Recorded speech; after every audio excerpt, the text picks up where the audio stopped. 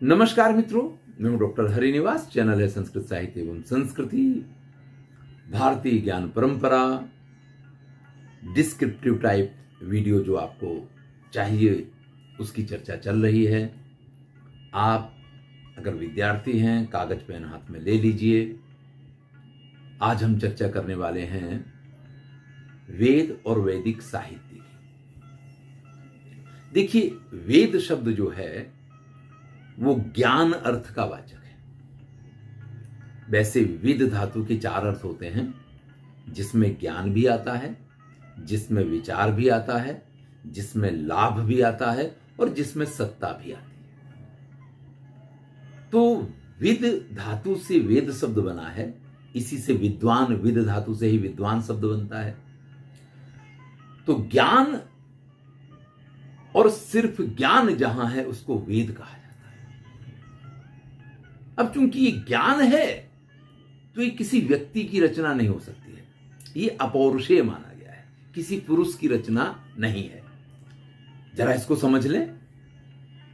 देखिए, हिमालय पे, पर्वत पे बर्फ है। अब आपको इच्छा हुई कि मुझे अहमदाबाद में एक ऐसा स्थान बनाना है जहां लोग बाग आकर के बर्फ का आनंद लें। आपने पत्थरों से एक पर्वत जैसा एक किसी हॉल के अंदर बना लिया और फिर आपको वहां पे बर्फ जमानी है। तो भैया, जो हिमालय का टेम्परेचर है उसी टेम्परेचर को अगर आप यहां मेंटेन करेंगे तो वहां पे बर्फ जम सकती है। अब आप यहां पे बर्फ तो जमा सकते हैं, लेकिन उसके लिए ज्ञान की बात क्या है कि हिमालय का टेम्परेचर आपको यहां मेंटेन करना है।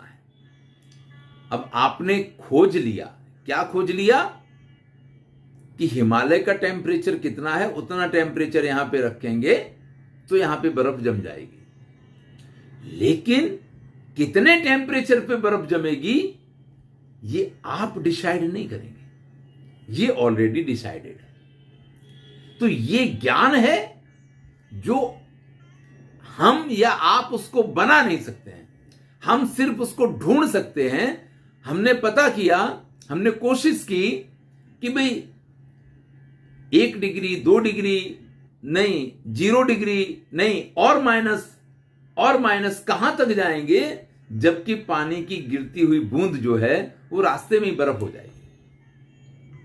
तो ये जो है ये हमने खोजा है, हमने ये निर्माण नहीं किया कि इतने टेम्परेचर पे पानी बर्फ बन जाए। वो हमने निर्माण नहीं किया, हमने सिर्फ उस चीज को खोजा और उस हिसाब से हमने यहां पे अहमदाबाद में एक बर्फ का पहाड़ बना लिया। तो हम जो है ज्ञान के विषयों को ढूंढ सकते हैं, जो है उसको हम बना नहीं सकते हैं क्योंकि उसकी सत्ता पहले से विद्यमान है।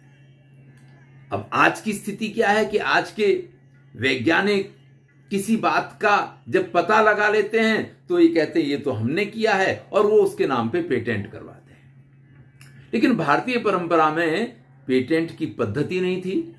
ऋषि कहते थे मैं तो सिर्फ इसका दृष्टा हूं। इसलिए वेदों में जो ऋषि हैं वो मंत्रों के दृष्टा माने जाते हैं, मंत्रों के रचयिता नहीं माने जाते हैं, और इसलिए वेदों को अपौरुषेय माना जाता है। तो 2 बातें हुई अभी तक। एक, वेद धातु से वेद शब्द बनता है जिसका अर्थ है ज्ञान, और ये ज्ञान जो है ये शाश्वत है, सात्विक है, हमेशा से रहा है। ऋषियों ने इसको ढूंढा, इसको खोजा। आज भी हमारे वैज्ञानिक क्या करते हैं, शोध करते हैं, रिसर्च करते हैं। तो ऋषियों ने इसका रिसर्च किया, इसको खोजा और हमारे सम्मुख इसको प्रस्तुत किया। तो ऋषि ये नहीं कहते हैं कि हमने ये ज्ञान बनाया, वो ये कहते हैं हमने इस ज्ञान की खोज की है, तो ये हम इसके दृष्टा हैं, हम इसके निर्माता नहीं हैं। चलिए, अब ये जो वेद हैं इसके 4 विभाग आपको पता है।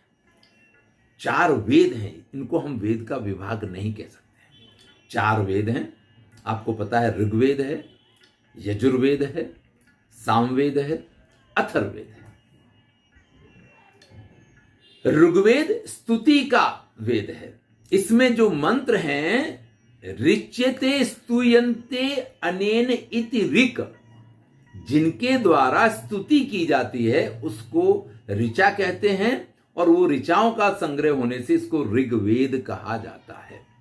तो इस हिसाब से ये स्तुति करने का, या इस परंपरा में हम देवताओं की या जो भी प्राकृतिक तत्व थे उन तत्वों की स्तुति किया करते थे। ऋग्वेद उस काल का वेद है। फिर आता है सामवेद, और सामवेद में हम उन मंत्रों का गान करते थे।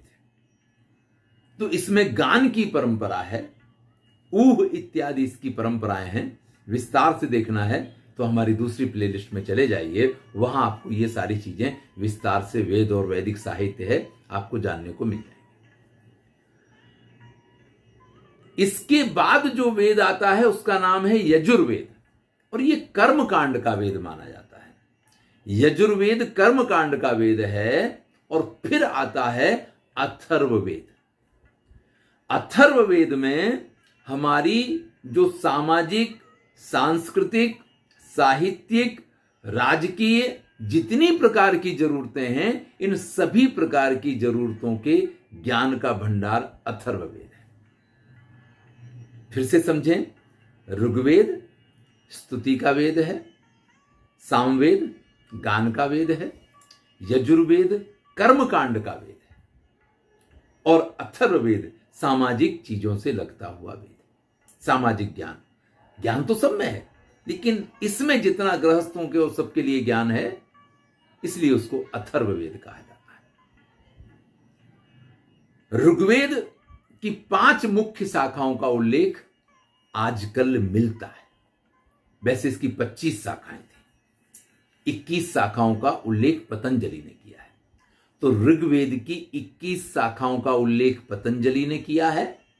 आज इसकी 5 शाखाओं का उल्लेख पाया जाता है।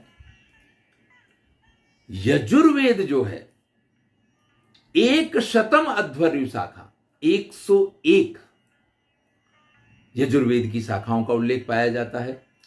यजुर्वेद के मंत्रों को यजुष कहा जाता था। ये गद्यात्मक मंत्र भी हुआ करते थे, तो यजुष मंत्र इसमें है, इसलिए इसको यजुर्वेद कहा जाता है। सामवेद जो है गान का वेद है। हमने आपसे कहा गाने की सबकी अपनी अपनी परंपराएं होती हैं, इसलिए सामवेद की 1000 शाखाओं का उल्लेख पाया जाता है। और जो अथर्ववेद है उसकी 9 शाखाओं का उल्लेख पाया जाता है। अब शाखा कब बनती थी? एक वेद जो है उसके 4 विभाग होते थे। हमने 4 वेदों की बात कर ली, अब वेद के विभाग की बात करते हैं। एक वेद जो है उसके 4 विभाग होते थे।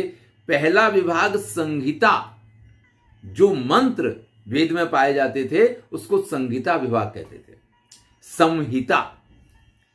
इसका दूसरा विभाग है, उसको हम ब्राह्मण के नाम से जानते हैं, जो गृहस्थों के लिए उपयोगी माना जाता था।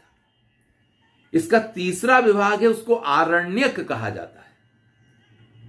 और वेदों के चौथे भाग को उपनिषद कहा जाता है। आप ध्यान दीजिएगा, चाहे ऋग्वेद हो, चाहे सामवेद हो, चाहे यजुर्वेद हो, चाहे अथर्ववेद हो, उसकी जो भी शाखा होगी वो शाखा के रूप में तभी जानी जाएगी जब उस संहिता का अपना ब्राह्मण हो, अपना आरण्यक हो, अपना उपनिषद हो, अपना प्रातिशाख्य जो इनके समझने के लिए व्याकरण के ग्रंथ हुआ करते थे, अपने ग्रह्य सूत्र हो, अपने धर्म सूत्र हो, अपने कल्प सूत्र हो, तब वो एक शाखा के रूप में स्थापित होते थे। यानी ये वैदिक ज्ञान इतना विस्तृत है कि हम उसकी कल्पना आज नहीं कर पाते। चलिए, वेदों का अंतिम भाग उपनिषद के रूप में जाना जाता है, इसलिए इनको वेदांत भी कहा जाता है। उपनिषदों का एक नाम क्या है? वेदांत भी है। 108 उपनिषद का उल्लेख, यानी ये तो छपी हुई है। इसके बाद इसमें कुछ और उपनिषद बन के जोड़े गए, बनाए गए, जोड़े गए, वो एक अलग बात है। लेकिन 108 उपनिषद का उल्लेख या इतने उपनिषद तो इस समय विद्यमान हैं, जो छप चुके हैं, पाए जाते हैं। प्रत्येक वेद से संबंधित जो उपनिषद हैं, आप मान लीजिए कि इतनी शाखाएं तो उस वेद की थी ही। अब हम वेद के बाद वेदांगों को भी जान लें। फिर से समझिए, 4 वेद हैं। ऋग्वेद, जिसमें स्तुति की जाती है। सामवेद, जो गान का वेद है। यजुर्वेद, यजुष मंत्र हैं और ये कर्मकांड का वेद है। और अथर्ववेद, जो सामाजिक व्यवस्थाओं का वेद है। प्रत्येक वेद के अपनी अपनी, जैसे मैंने कहा, ऋग्वेद की 21, सामवेद की 1000, यजुर्वेद जो है उसकी 101, अथर्ववेद जो है उसकी 9 शाखाओं का उल्लेख पाया जाता है। प्रत्येक वेद की प्रत्येक शाखा से संबंधित उसके ब्राह्मण ग्रंथ थे, उसके आरण्यक ग्रंथ थे और उसके उपनिषद ग्रंथ पाए जाते थे। लेकिन इन वेदों में जिस गूढ़ ज्ञान का वर्णन किया गया, वो ज्ञान हर व्यक्ति की समझ में नहीं आता। कई बार इस प्रकार की बातें लोग करते हैं कि शूद्रों को वेद पढ़ने का अधिकार नहीं है। बिल्कुल सही बात है, शूद्रों को वेद पढ़ने का अधिकार नहीं है। हमारे यहाँ स्कंद पुराण कहता है कि जन्मना जायते शूद्रा, जन्म से हर व्यक्ति शूद्र होता है। संस्कारात् द्विज उच्यते, अगर उसके अच्छे संस्कार हैं तो द्विज बनेगा, यानी यज्ञोपवीत वगैरह उसका हुआ है तो वो द्विज बन जाएगा। अब हमें यज्ञोपवीत संस्कार ही नहीं करना है और फिर हम कहें कि हम द्विज बन जाएं, तो द्विज नहीं बन सकते हैं। और वेदों का अध्ययन करने से और फिर वेदों का अध्ययन करने के बाद जब वो ब्रह्म को जान लेता है तो ब्रह्मम जानातीति ब्राह्मणा, तब वो ब्राह्मण के पद पे पहुंचता है। तो भैया, अगर आपको वेदों को पढ़ना है तो जन्म से आप अनपढ़ बने रहेंगे, आपके संस्कार नहीं होंगे, तो आप शूद्र में आपकी गणना होगी और आपको वेद पढ़ने का अधिकार नहीं है। यहां जन्म से जाति होती ही नहीं थी, यहां जब भी जाति होती थी तब वर्ण से होती थी, कर्म से होती थी। इसलिए ये आरोप गलत है। वेदों को अगर आपको पढ़ना है, वेदों को अगर आपको समझना है तो 6 वेदांग हैं। चलिए हम अगले वीडियो में वेदांग की बात करेंगे। 6 वेदांग कौन कौन से हैं? हमारी भारतीय परंपरा में स्त्रियों को और प्रत्येक व्यक्ति को वेद पढ़ने का अधिकार था। हमारे यहां बड़ी बड़ी विदुषी हुई हैं स्त्रियां, जो इसका प्रमाण है कि वेद पढ़ने का अधिकार स्त्रियों को भी था और प्रत्येक व्यक्ति को था। हां, वो इसकी लायकात, अरे आज भी आपको अगर बीए करना है, ग्रेजुएशन करना है, तो आपको 12th तो पास करना पड़ेगा ना। या आप सीधे कहेंगे कि मुझे कॉलेज में एडमिशन दे दीजिए, तो कौन दे देगा आपको? तो आज भी वो सारे नियम हैं जो उस समय थे। लेकिन कुछ इस प्रकार की परंपराएं आई जिन्होंने हमारे ऊपर उंगलियां उठाई, जबकि हमारे ऊपर जब उन्होंने एक उंगली उठाई तो उंगली तो गलत थी, सारी उंगलियां उनकी अपनी तरफ उठी हुई थी। इसकी चर्चा कभी विस्तार से आगे करेंगे। धन्यवाद।